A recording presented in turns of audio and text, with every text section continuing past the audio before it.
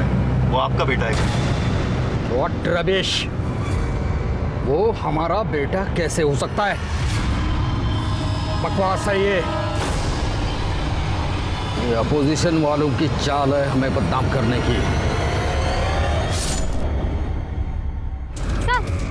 Sir, आपके बेटे अजिंक्य ने आपके ऊपर जो आरोप लगाया, क्या वो सच है? देखिए, इसके बारे में मुझे कुछ नहीं कहना है। चलो हटिए, चलो चलो सर प्लीज। एक मिनट।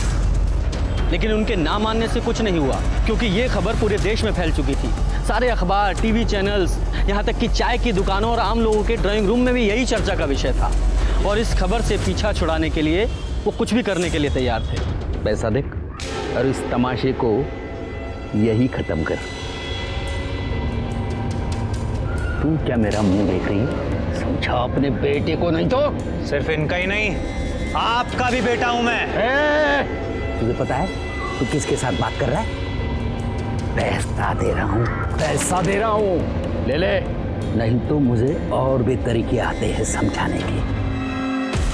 जानता हूं कि अपने बाप से बात कर रहा हूं, जो मुझे अपनाना ही नहीं चाहता है, लेकिन एक बात का ध्यान रखिएगा कि मैं अपना हक लेकर रहूंगा, छोड़ूंगा नहीं। ये मामला इतना बढ़ गया था कि यशवंत मिश्रा चाहकर भी अपना तरीका इस्तेमाल नहीं कर सकते थे। फिर ये केस कोर्ट तक पहुंचा। कोर्ट ने यशवंत मिश्रा के डीएनए टेस्ट का ऑर्डर दिया और डीएनए टेस्ट में साबित हुआ कि अजिंक्य यशवंत मिश्रा का ही बेटा है। और हार कर यशवंत मिश्रा को भी मानना ही पड़ा और उन्होंने अपने हथियार डाल दिए। हम आज आप सबके सामने ये स्वीकार करते हैं कि अजिंक्य हमारा ही बेटा है। हम रोहिणी से शादी करेंगे और इन दोनों को अपना नाम देंगे। अब से अजिंक्य यशवंत मिश्रा है। आओ बेटा। इसके बाद अजिंक्य यशवंत के साथ रहने लगा और उसने अपने पिता की पार्टी भी ज्वाइन कर ली।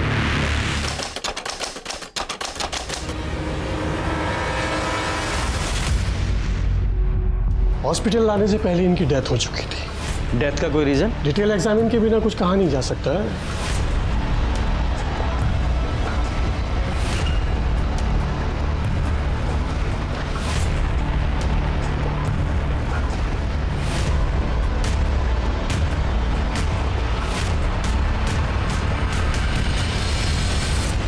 आप में से सबसे पहले बॉडी को किसने देखा?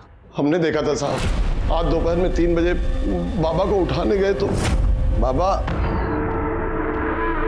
3 बज गया बाबा।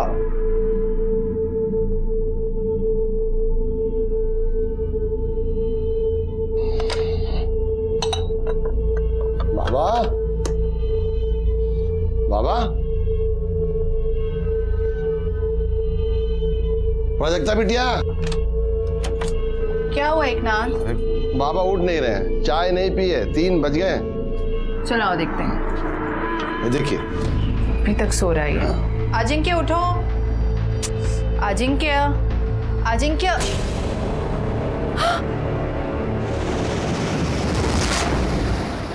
आप दोनों के अलावा उस समय घर में और कौन था? घर में एक नौकर और था, राजू। या क्या फालतू सवाल पूछ रहे हैं? जब आपकी आंखों के सामने ये लड़की बैठी है जिसने मेरे बेटे को मार डाला, उसके बावजूद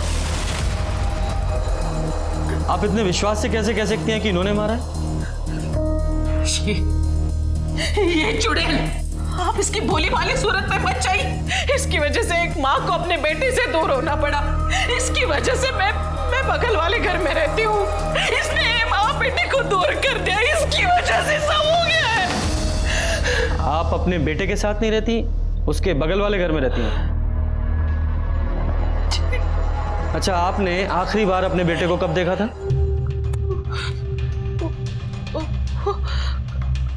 कल। आज सुबह भी मैं घर गई थी। मैं चाह रही थी कि मैं उसे अपने साथ हॉस्पिटल लेके चलूं। हॉस्पिटल? क्यों? डायबिटीज के कारण मेरे पाँव में स्वेलिंग था। मैं चाह रही थी कि मैं अपने बेटे के साथ हॉस्पिटल जाऊं। मैं उसके लिए उसे पूछने के लिए उसके घर गई तो एकनाथ ने बताया कि वो सोया है।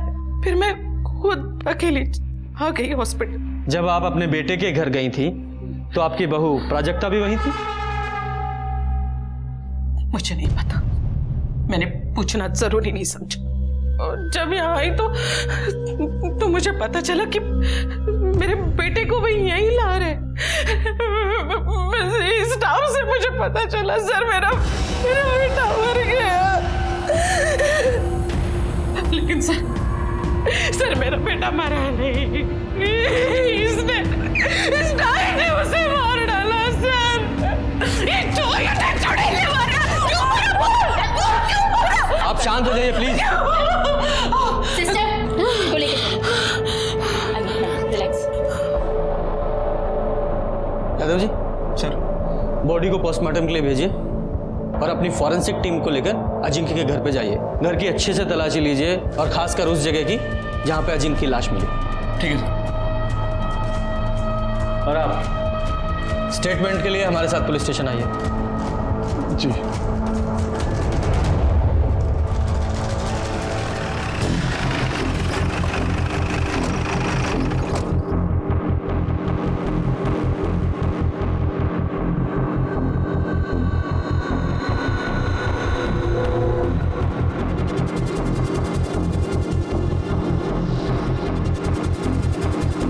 ये ब्लड सैंपल कलेक्ट कर लो और ये चादर को भी फॉरेंसिक के लिए भेज दो।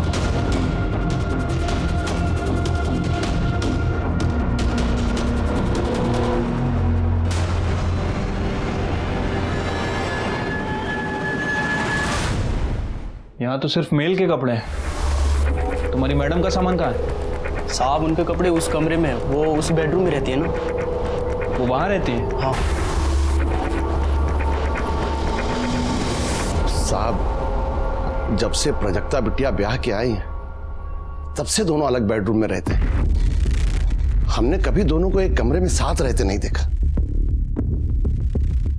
दोनों हस्बैंड वाइफ एक ही घर में रहते हुए अलग अलग बेडरूम में सोते थे, ऐसा क्यों?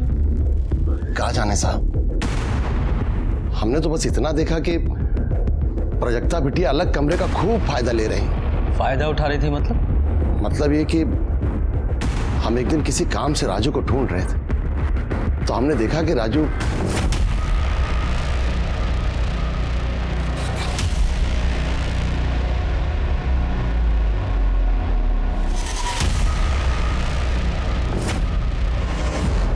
साहब हम तो रसोई है, खाना बनाना और परोसना हमारा काम है। ज़्यादातर हम किचन में ही रहते हैं। अब घर में क्या होता है क्या चलता है हमको नहीं पता साहब। जो दिखाई भी देता है और सुनाई भी पड़ता है।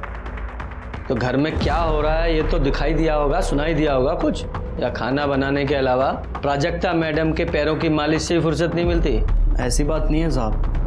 हाँ हमने 1-2 बार पैर जरूर दबाए थे जब उनकी तबीयत खराब थी। ये लीजिए मेम साहब पानी।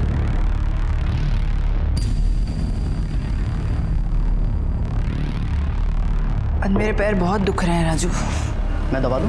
नहीं ठीक है, मैंने दवाई खाई है, ठीक हो जाएगा। मेम साहब गोली असर करने में बहुत वक्त लग जाएगा, आप रुको यहीं पे, मैं तेल लेके आता हूँ, दवा देता हूँ। बहुत भली मेम साहब हैं साहब, हमको दया आ गई। ऐसी कोई बात नहीं जैसा आप सोच रहे हैं। अजिंक्य के बाबा पे हमको बहुत दुख हुआ। कितना मेहनत की अपने बाप से नाम के लिए, और जब से ये औरत आई है उनका पूरा जीवन बर्बाद। तुम्हारे कहने का मतलब ये है कि मालकिन का अपने नौकर से अफेयर था? हाँ तो, और ये तो एक बात है साहब, और उनका इरादा सुनेंगे तो आपका सर घूम जाएगा। नेता बनना चाहते हैं, जब से आई थी घर में धूम मचा के रखा था। बड़ी मालकिन से तो ऐसे बात करती थी, उन पे ऐसे गुर्राती थी जैसे कोई नौकर को हड़का रही। You know what? मैं आपसे ज्यादा पढ़ी लिखी हूँ, तो आप मुझे तो मत सिखाइए कि क्या सही है क्या गलत। समझा ना आपको? Stay away. बड़ी मालकिन अपना इज्जत बचाने के लिए साथ वाले छोटे घर में रहने चली गई। बाबा पहले से ही शराब पीते थे। बड़ी मालकिन के चले जाने के बाद दिन रात शराब पीने लगे। दोनों में खूब झगड़ा होने लगा, पूरा घर कुरुक्षेत्र बन गया। बाबा इस बात के लिए इतना टेंशन लिए कि 2 बार तो उनका बाईपास सर्जरी हो, और डॉक्टर ने तो दारू पीने के लिए सख्त मना किया था, बाबा किसी की नहीं सुनते थे। आपने अजिंक्य को आखिरी बार जिंदा कब देखा था? कल शाम को, जब लखनऊ कैंट से लौटे थे। लखनऊ कैंट क्यों गए थे? उनके क्षेत्र में पार्टी मीटिंग थी, इसीलिए गए थे। बड़ी मालकिन भी उनके साथ थी, और तब भी प्रजक्ता बिटिया का और बाबा का फोन पे खूब झगड़ा हुआ था। झगड़ा किस बात पे हुआ था? ये तो हमको नहीं पता साहब, क्योंकि कमरा तो बंद था। बिटिया चिल्ला चिल्ला के उनसे बात कर रही थी, तो बाबा का नाम ले रही थी, इसलिए हम इतना ही समझ पाए। और जब वो घर आए, अरे कम से कम अपनी कॉन्स्टिट्यूंसी में तो संभल के रहो। जनता पर क्या असर जाएगा कि उनका नेता 24 घंटे शराब में धुत रहता है? तुम्हें मेरे पीने से प्रॉब्लम है ना, तो मैं और पीऊंगा। एकनाथ, टेबल लगाओ, अभी हम और पिएंगे। फिर वो देर तक शराब पीते रहे। रात के 10 बजे के आसपास हमने खाना लगाया, वो खाना खाए और सोने चले गए। हमने भी सब समेट के रख दिया और हम भी सोने चले गए। दूसरे दिन उठे, पापा रोज 1-1:30 बजे तक उठ जाते थे। 3 बज गए तो उठे नहीं थे। सुनीता जी, सर, इनसे सबकी डिटेल्स ले लो, जाइए।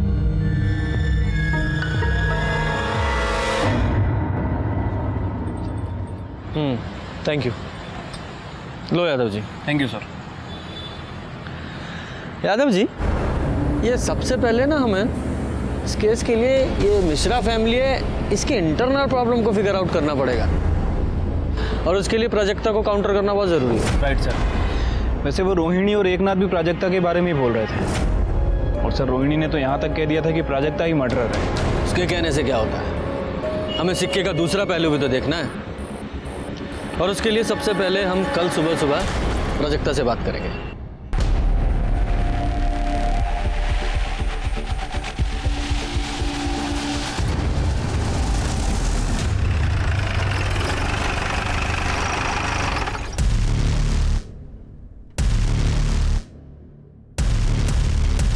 वैसे तो आपकी और अजिंक की पूरी शादी मीडिया ने कवर की थी, पर हमें उससे पहले से जानना है कि आप अजिंक से कब और कैसे मिले।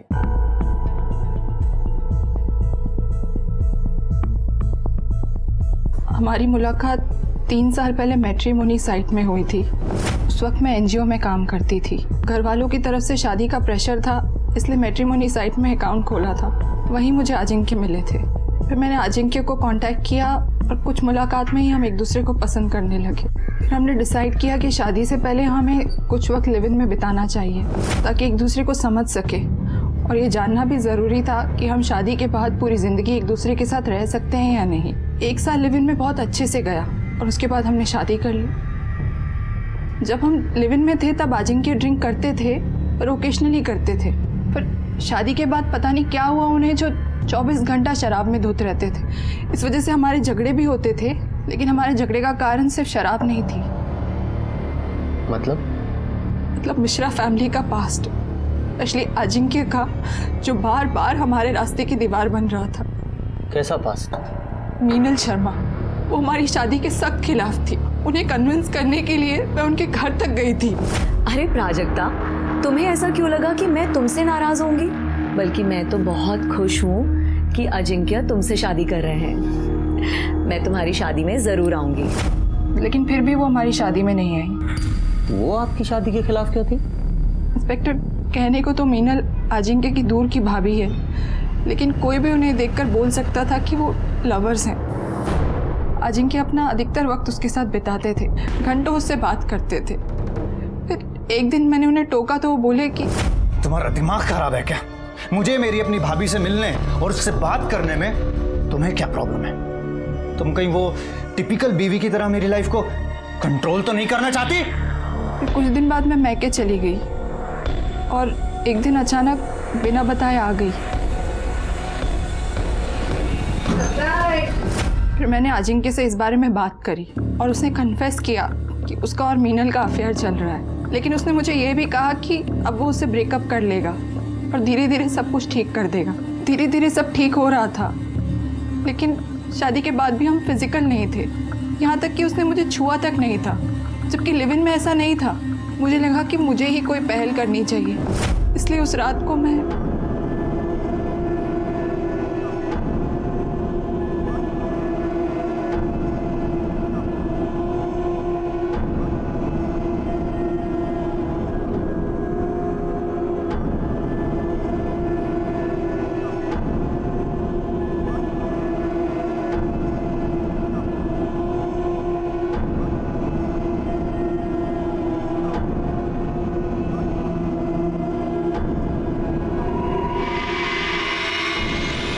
अजिंक्य ने कभी मेरे पास आने का इनिशिएटिव नहीं लिया। यहाँ तक कि हमारे बीच में ऐसा कुछ नहीं था जो एक पति पत्नी के बीच में होना चाहिए। अच्छा, क्या आपके और अजिंक्य के बेडरूम मीनल की वजह से अलग अलग थे? नहीं, जब हम लिव इन में थे तब भी अलग अलग कमरों में रहते थे, इसलिए हमने डिसाइड कर रखा था कि शादी के बाद भी हम एक दूसरे को प्राइवेसी देंगे और अलग अलग कमरों में ही रहेंगे। आपसे बात होने के बाद अजिंक्य ने मीनल से ब्रेकअप कर लिया था? नहीं, झूठ बोल रहे थे वो मुझसे, हमेशा मुझे बेवकूफ बनाते रहे। ये तो मुझे कल पता चला जब वो लखनऊ कैंट से वापस आ रहे थे, क्योंकि मैंने उन्हें वीडियो कॉल किया था ये पूछने के लिए कि डिनर में क्या खाएंगे। तुम जो खिलाओगी वो खा लेंगे। क्या बात है, आज तो तुम्हारा मूड बहुत अच्छा लग रहा है। क्यों, होना नहीं चाहिए क्या? होना चाहिए। अरे आराम से चलाओ ना। ओह, तो अब समझ में आया कि तुम्हारे अच्छे मूड का रीजन क्या था। तुम्हारी पूजनीय भाभी जी जो तुम्हारे साथ है। बात हो।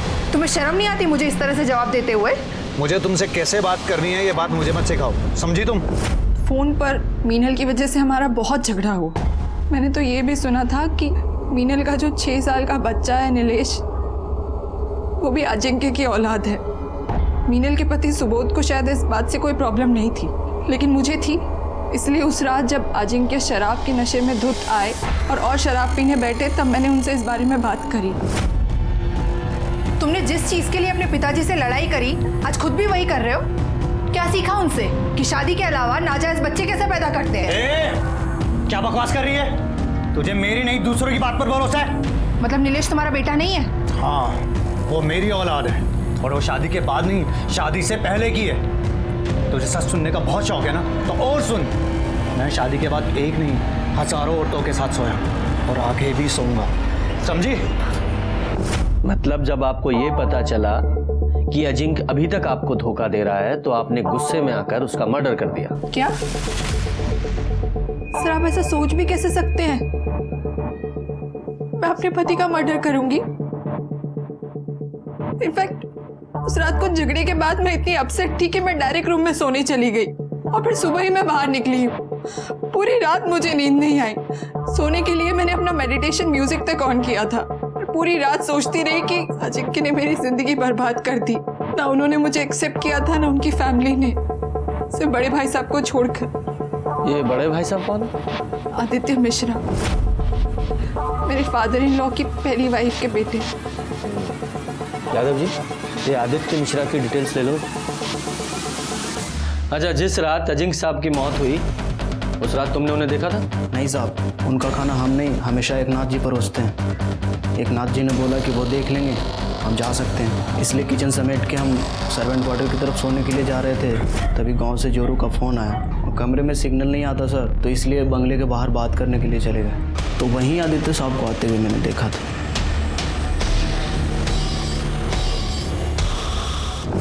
ये आदित्य कितने बजे आए थे?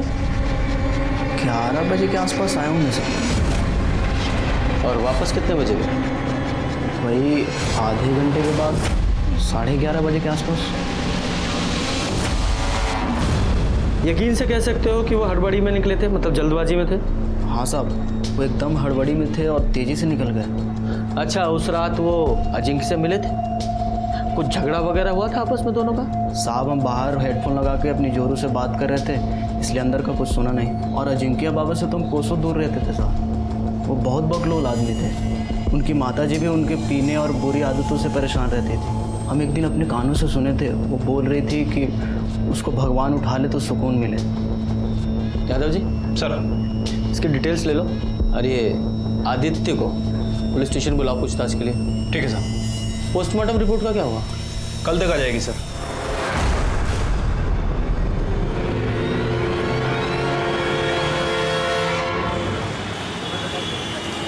रिपोर्ट के हिसाब से अजिंक्य की मौत 6 तारीख को 11 से 12 के बीच में हुई है।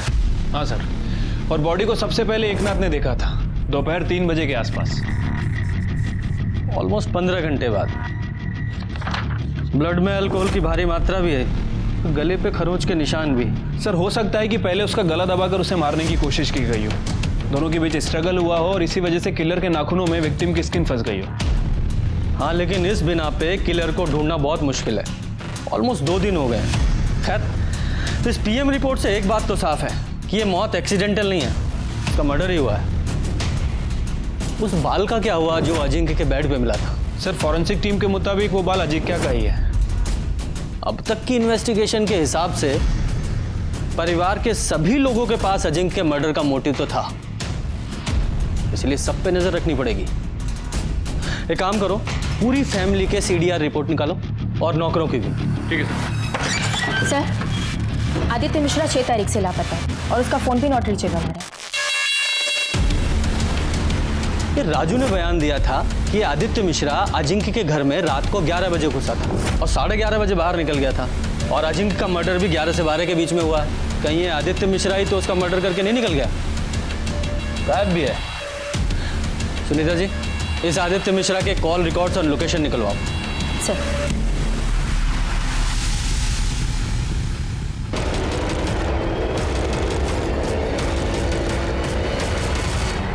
अजिंक्य मिश्रा मर्डर केस में पुलिस के हाथों अब तक कोई सबूत नहीं लगा। अजिंक्य मिश्रा यशवंत मिश्रा के बेटे थे, जिन्होंने जीते जी अपने पिता का नाम पाने के लिए संघर्ष किया। पूरे देश की नजर इस केस पर है। क्या अजिंक्य मिश्रा को इंसाफ मिलेगा या नहीं? इन प्रेस वालों को क्या लगता है कि आज क्राइम हुआ और कल सॉल्व हो जाएगा?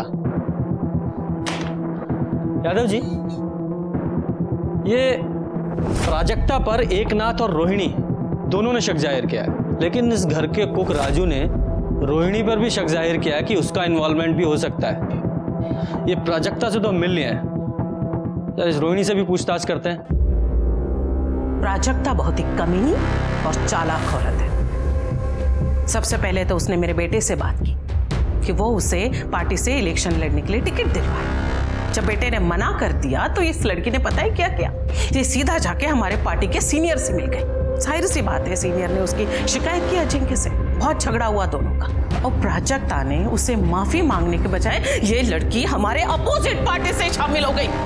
देखिए, मैंने पहले भी आपसे कहा था और आज फिर वही बात कर रही हूँ, आप सीधा जाके प्राजक्ता को अरेस्ट कीजिए, समझे आप? उसने मेरे बेटे को मारा है।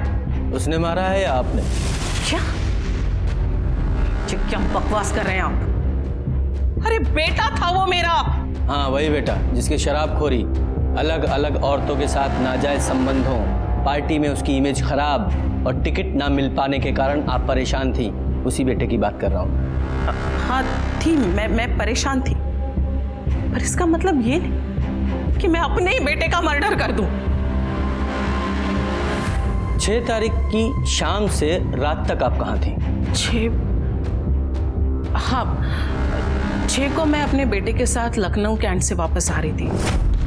हमारे पार्टी की एक मीटिंग थी। रास्ते में मेरे बेटे को प्राजक्ता का फोन आया। पता नहीं क्या बात थी, लेकिन उन दोनों में बहुत झगड़ा हुआ। बहुत गुस्से में था अजिंक्य तक। फिर उसने मुझे घर ड्रॉप कर दिया और वो चला गया।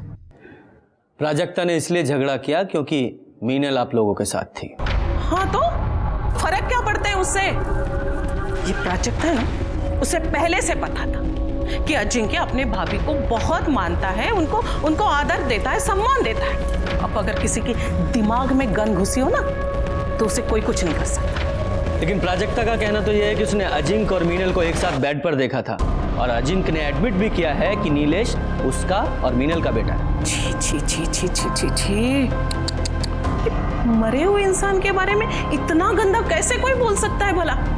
और आप भी इंस्पेक्टर, उसकी ये सब बेतों की बातों पे आप भरोसा कर रहे हैं? देखिए मैडम, हम सिर्फ अपना काम कर रहे हैं। अच्छा ये बताइए, 6 तारीख को आप लोग जब लखनऊ कैंट से लौटे तो पहले आपने मीनल को काकोरी नगर छोड़ा, उसके बाद आप लोग घर आ गए, है ना? जी नहीं, उस रात मीनल यहीं रुकी थी मेरे साथ मेरे घर पे। दूसरे दिन सुबह वो काकोरी नगर के लिए चली गई। वो बेचारी तो मेरी तरह सदमे में है। उसे तो विश्वास ही नहीं हो रहा है कि अजिंक्य अब हमारे बीच में नहीं है। मुझे एक बात समझ में नहीं आ रही है, आप इन सब फालतू बातों में वक्त बर्बाद करने के बजाय आप मेरी बात क्यों नहीं सुन रहे? आप जाकर प्राजक्ता को अरेस्ट क्यों नहीं कर रहे हैं? हमें आपकी बातों को फॉलो नहीं करना है, लॉ को फॉलो करना है, और जरूरत पड़ी तो दोबारा आपसे मुलाकात होगी।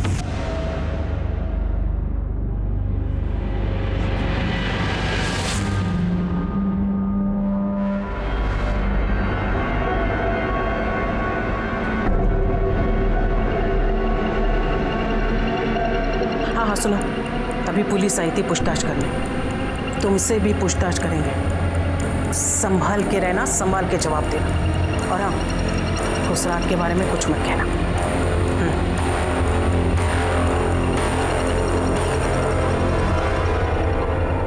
यादव जी सर, ये रोहिणी बार बार प्राजक्ता को ब्लेम कर रही है, इसका कोई तो रीजन होगा। कुछ तो है जो इस फैमिली में चल रहा है। इस रोहिणी की स्टोरी को भी क्रॉस चेक करना पड़ेगा। और ये अजिंक्य की भाभी मीनल, इससे भी मिलते हैं, पता तो चले कि ये प्राजक्ता झूठ बोल रही है सच।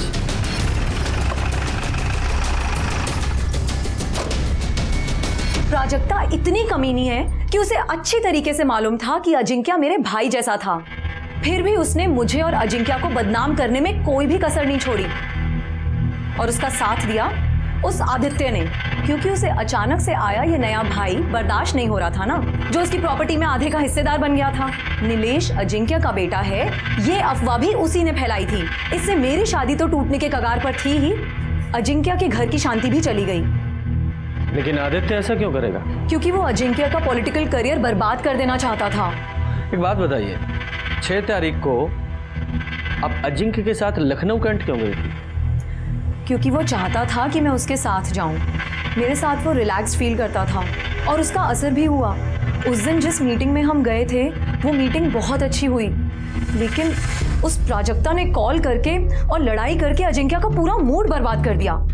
अच्छा, अजिंक्य ने आपको रोहिणी जी को ड्रॉप किया, उसके बाद आप अजिंक्य से मिली थी? नहीं, रोहिणी जी और मैं जब घर पहुंचे तो उसके बाद हमने खाना खाया और मैं वहीं सो गई। फिर अगले दिन सुबह उठी और कैब लेकर सीधा यहाँ काकोरी नगर अपने घर आ गई। सर, अजिंक्य की मौत में प्राजक्ता का ही हाथ है। वो और उसकी तांत्रिक माँ ने मिलकर ही अजिंक्य की जान ली है। मतलब ये कि उसकी माँ जादू टोना करती है। और ये मैं ऐसे ही नहीं कह रही हूँ, ये मैं एक्सपीरियंस से आपको बता रही हूँ। जब प्राजक्ता ने मेरे और अजिंक्य के बारे में अपनी माँ के आगे बकवास की, तो वो यहाँ मेरे घर मुझसे लड़ने के लिए आई थी। दूर रहना अजिंक्य से। अगर तूने मेरी बेटी का घर तोड़ा तो मैं तुम्हारी गृहस्थी भी बसने नहीं दूंगी। ये देख रही हो, इसमें तुम्हारी जान बसी है।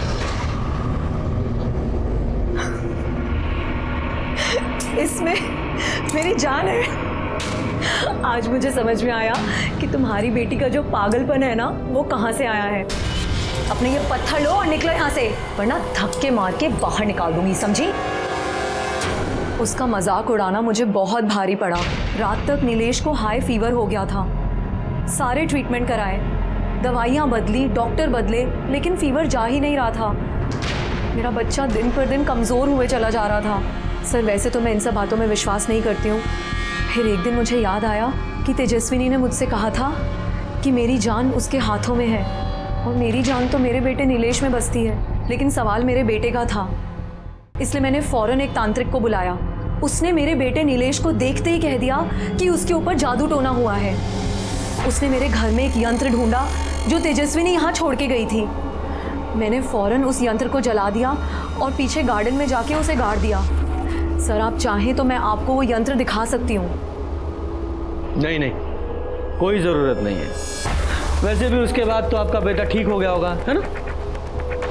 सर, आपको विश्वास करना है तो कीजिए और नहीं करना है तो मत कीजिए, लेकिन मैं आपको वही बता रही हूँ जो सच है। वो बच्चेलन औरत झूठ बोल रही है सर। पति तो उसका सिर्फ नाम का है, सारे सुख तो उसे अजिंक्य ही दे रहा है, बिस्तर से लेकर औलाद तक। सच बोलेगी तो फंस जाएगी, इसीलिए झूठ बोल रही है। प्राजक्ता ने भी मुझे बताया था कि उसने खुद उन दोनों को हम बिस्तर होते हुए देखा है, और अजिंक्य ने यह भी मान लिया था कि नीलेश उसी का बेटा है। मीनल ही क्यों? आपकी बेटी भी तो झूठ बोल सकती है। सब हाथ धोकर मेरी बेटी के पीछे पड़े हैं। दूसरे बेडरूम में क्यों सोती है, कोई और पार्टी क्यों ज्वाइन की। सच बात तो ये है कि उसके खुद के पति ने उसे कभी पत्नी का दर्जा दिया ही नहीं। शादी के बाद भी उसे हमेशा इस घर से टॉर्चर ही मिला, और वो आज तक कायम है। किसी ने ये तो कभी नहीं पूछा।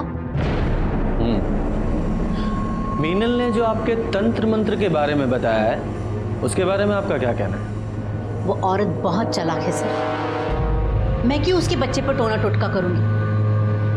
रोहिणी भी तो कर सकती है। रोहिणी का तो वहाँ अक्सर आना जाना लगा रहता है, उसके लिए वो ज़्यादा आसान है। लेकिन रोहिणी ऐसा क्यों करेगी? क्योंकि वो नहीं चाहती थी जो यशवंत मिश्रा ने किया वही अजिंक्य करे। कल को मीनल अगर नीलेश को लेकर हिस्सा मांगने आई तो हिस्सा भी गया और इज्जत भी। और हाँ, मैं कोई टोना टोटका नहीं करती सर, ईश्वर पर पूरी श्रद्धा है मेरी, और अपने अध्यात्म के ज्ञान को बढ़ाने के लिए मैं महाराज विश्वकर्मा की शरण में हूँ, ना कि कोई क्राइम करने के लिए। ये देखिए सर, ये रात 10:30 बजे का फुटेज है। 10:30 बजे कैमरा बंद होता है और 10:32 पे दोबारा स्टार्ट होता है। मतलब 2 मिनट के लिए कैमरा बंद था। अरे देखो, राजू फोन पे घर से बाहर निकल रहा है बात करते हुए, और ये आदित्य ये अंदर जा रहा है। क्या टाइम है? 11 बजे। आगे करो।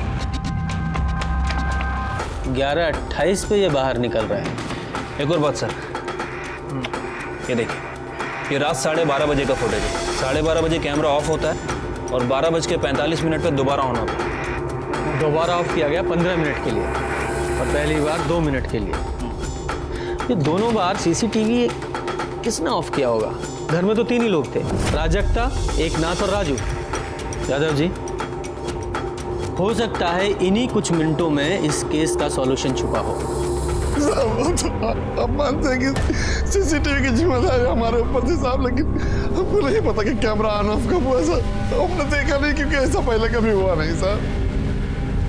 ठीक है, तुम्हारी बात मान लेते हैं कि तुम्हें नहीं पता चला कि सीसीटीवी कैमरा कब ऑन ऑफ हुआ, लेकिन तुम्हें यह तो अच्छी तरह पता था कि उस रात आदित्य घर आया था और आधे घंटे रुका था। ये बात पुलिस से क्यों छुपाई? और तूने अजिंक्य को अकेले मारा या आदित्य के साथ मिलकर मारा? और ये आदित्य कहाँ है? नहीं साहब, हमने किसी का मर्डर नहीं किया साहब। हम सच कह रहे हैं, हमने किसी का मर्डर नहीं किया। देख, सच सच बता दे, आदित्य वाली बात क्यों छुपाई?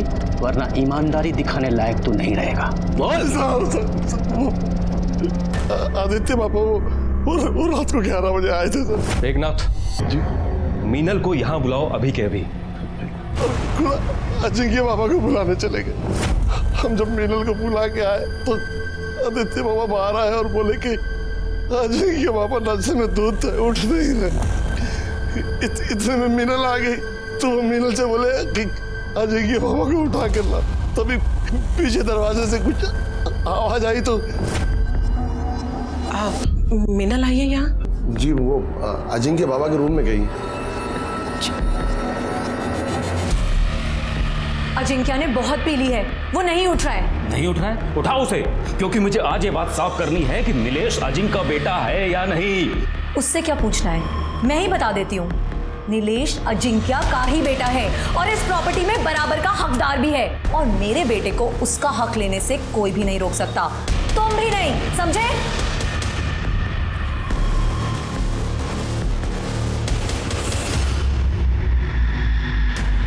देखा आपने क्या कह रही थी वो? हाँ, जो कुछ भी आपने मेरे साथ किया है वो सब कुछ आपके साथ हो रहा है। तुम और तुम्हारा बेटा, तुम दोनों मिलके मुझे सड़क पे लाए थे ना।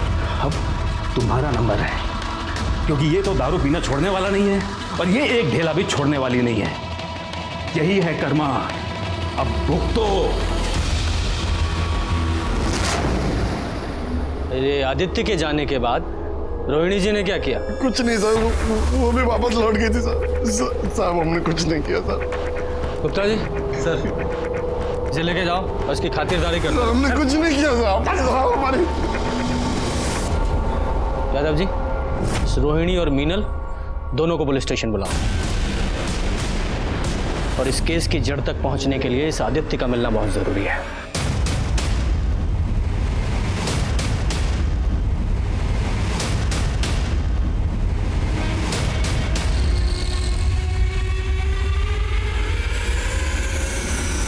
ये सच है कि मेरे बेटे नीलेश का असली फादर अजिंक्य ही है।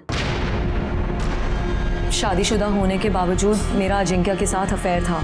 मैं नहीं चाहती थी कि उसकी शादी किसी और के साथ हो। अजिंक्य के खाना खाने और सोने जाने वाली स्टोरी के अलावा 6 तारीख की रात को और क्या हुआ था? देखिए, एकनाथ मुझे बुलाने के लिए आया उसने बताया कि आदित्य आया हुआ है और किसी इम्पोर्टेंट मैटर पे उसको बात करके आज ही उसे ख़त्म करना है। तो मैं पीछे के रास्ते से अजिंक्य के घर गई। आदित्य ने मुझे अजिंक्य को उठाने के लिए कहा। इतनी रात को मुझे यहाँ क्यों बुलाया है? मुझे तुमसे कुछ बात करनी है। मुझे तुमसे कोई बात नहीं करनी है। बाद में पछताने से अच्छा है कि अभी सब कुछ क्लियर हो जाए। जाओ जाके अजिंक्य को उठाओ।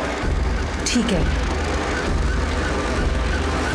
मैं अजिंक्य के रूम की तरफ जा रही थी तो प्राजक्ता के कमरे से मोटिवेशनल म्यूजिक की आवाज़ आ रही थी। मुझे लगा कि वो सो गई। अजिंक्य ने मुझे उसकी इस आदत के बारे में बताया था।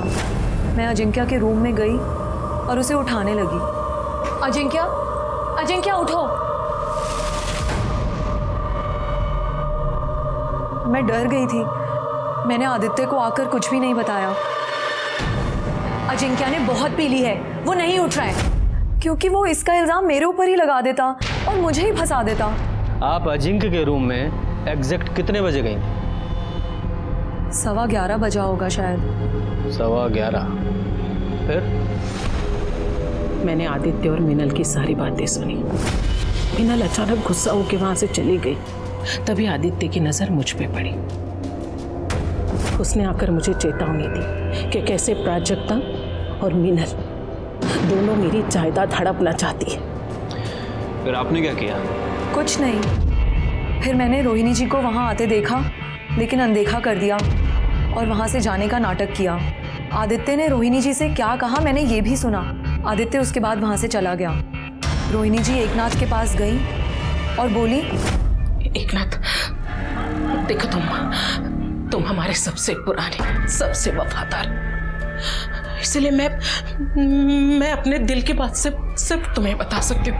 देखो, हम ना पहले ही अजिंक्य की वजह से हमारे परिवार पे बहुत सारी मुसीबतें आई हैं। मेरे घर को बर्बाद होने से बचा लो।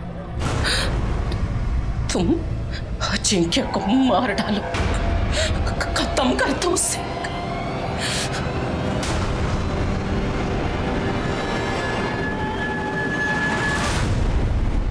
तो तुम्हारी इस कहानी के अनुसार रोहिणी एकनाथ से एक मरे हुए आदमी को मारने के लिए कह रही थी? मैं कहानी नहीं बना रही हूँ सर, मैं सच कह रही हूँ। यादव जी, अगर इस मीनल की बात माने कि उसने रोहिणी को एकनाथ से यह कहते सुना कि एकनाथ जाकर अजिंक्य को मार दे, तो ये बात सही नहीं लगती। क्योंकि जिस समय वो कह रही थी उस समय तक तो अजिंक्य मर चुका था। इसका मतलब रोहिणी या एकनाथ दोनों में से कोई मर्डर नहीं हो सकता, क्योंकि उस समय तक तो अजिंक्य मर चुका था। अब घर में बचे 3 लोग, प्राजक्ता, आदित्य और खुद मीनल। सर, मिश्रा फैमिली के कॉल रिकॉर्ड्स आ गए हैं। सर, बाकी सब में तो कुछ खास नहीं मिल रहा है, लेकिन सर मिश्रा हाउस के लैंडलाइन से रात को 10:30 और 2 बजे 2 कॉल्स किए गए हैं। और ये कॉल्स जिन्हें किए गए हैं वो काफ़ी इंटरेस्टिंग है। देखिए। यादव जी, आप भी देखिए। उठाओ इसे। तब तक हम प्राजक्ता से बात करते हैं। ठीक है सर।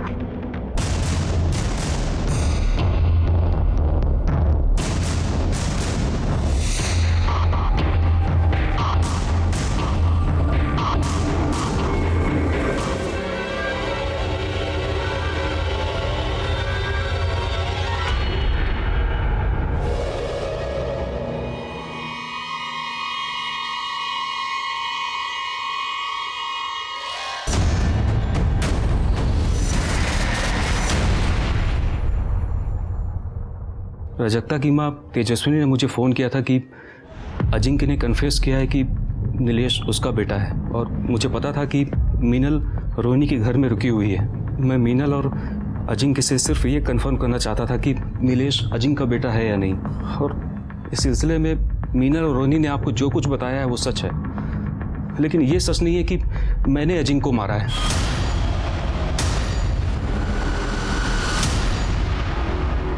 रात को 11:05 पर जब तुम अजिंक्य के रूम में गए तो वहां क्या देखा? मैं जैसे रूम के अंदर गया तो मैंने देखा कि वो अजिंक्य, अजिंक्य उठो। जाओ। अजिंक्य उठो, मुझे तुमसे कुछ बात करनी है। उठो। जाओ। अजिंक्य। उस रात मैं अजिंक्य के घर से अपने घर लौटा तो मैंने देखा कि मैं अपना अस्थमा का पंप अजिंक्य के घर में ही भूल गया हूँ। तो मैं इसे लेने के लिए रात को करीब 12:30 बजे उसके घर गया। तब मैंने सोचा कि मैं पीछे के दरवाजे से एकनाथ से मंगा लूँगा, लेकिन जब मैं वहाँ पहुँचा तो मैंने देखा कि घर का दरवाज़ा खुला हुआ था और प्राजक्ता अपनी माँ के साथ बाहर आई। तभी अचानक पीछे से किसी ने मेरे सर पे वार किया और मैं बेहोश होकर गिर पड़ा।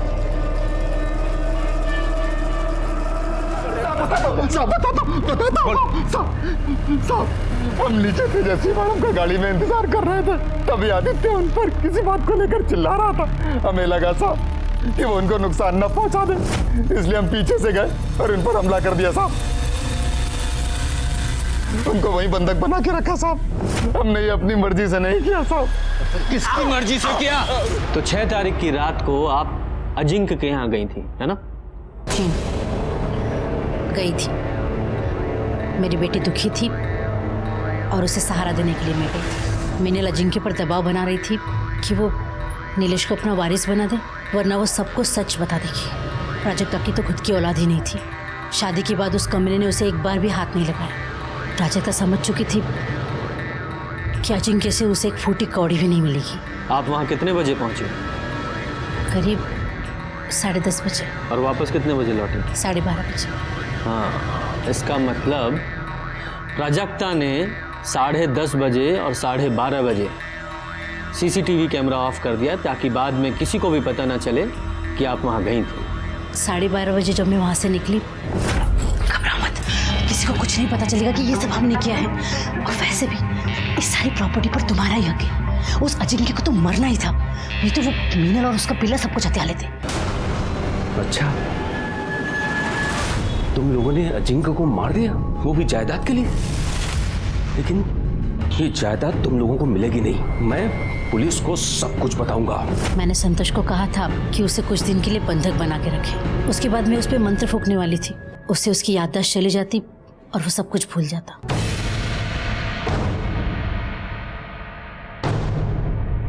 मैं बताता हूँ 6 तारीख की रात को एग्जैक्टली क्या हुआ था।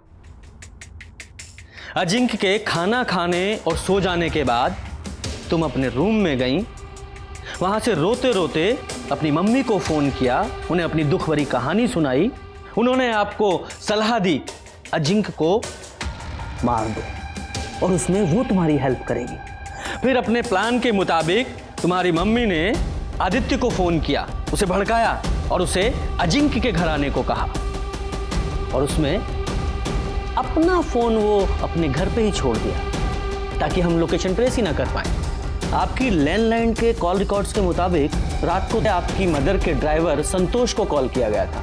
10:30 बजे जब वो तुम्हारे घर पहुंची तो तुमने वहां सीसीटीवी ऑफ कर दिया ताकि बाद में भी किसी को पता ना चले। उसके बाद तुम माँ बेटी तुम्हारे रूम में चले गए। उसके बाद आदित्य वहां पहुंचा, तुमने देखा उसने वहां झगड़ा किया। तुम लोगों ने सोचा कि इस झगड़े का फायदा उठाया जाए। और जब आदित्य अजिंक्य के कमरे से बाहर निकल रहा था, उसके बाद तुम दोनों माँ बेटी उसके रूम में गए और तुमने अजिंक्य को गला दबाकर मारने की कोशिश की, जिस कोशिश में उसकी गर्दन की स्किन तुम्हारी नाखूनों में आ गई। तो फिर भी नहीं मरा तो तुमने तकिए से उसका दम घोट दिया। वो बेचारा विरोध भी नहीं कर पाया क्योंकि वो शराब के नशे में धुत था। उसके बाद तुम अपनी माँ को लेकर फिर अपने रूम में आ गई। आराम से लाइट्स ऑफ की, म्यूजिक चला दिया ताकि यही लगे कि तुम आराम से सो रही हो।